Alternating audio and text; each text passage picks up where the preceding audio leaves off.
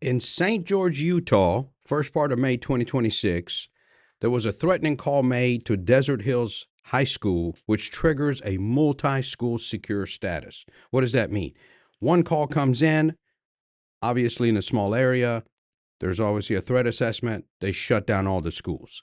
Obviously, just like any other of those swatting calls, or maybe kids don't want to go and take their final test because it is towards the end of school, uh, it starts to create havoc in a city, especially if you've been to St. George, Utah. It's not there like a metroplex. Okay.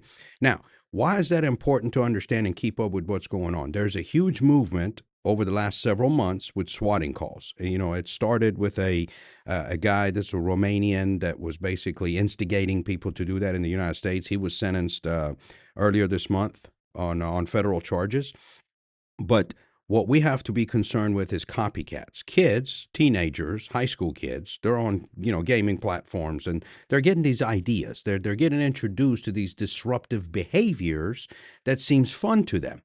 What we have to realize is as parents, as adults, when you hear people joking about that, you need to have a stern talking with them because not only are they putting people's lives in danger, number one, it it drains resources because what happens if all the resources in an area are pulled to a specific location?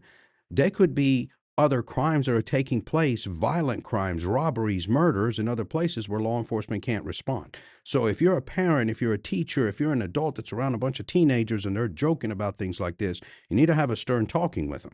Now, depending on where you are, the level of sternness is going to be dictated by what your state allows you to do or not. I mean, it is what it is. Everybody has talks in a different way. That's your own personal deal you're going to have to deal with. But the reality is, make sure that the kids understand that there is a consequence. These things aren't just going to be filed and, oh, well, it was a false call and that's it. They're going to get investigated, and your 15, 12, 16-year-old kid doesn't need to end up with a bunch of felony charges because everything is traceable. Make sure they understand the consequence before they engage into these cool thing that their friends are doing and they want to be a part of. Hope this has kind of helped you out, especially with your parents out there that, you know, kind of write everything off as all they're just joking around, they're just having fun as they're talking about it, and kind of put things into perspective for you.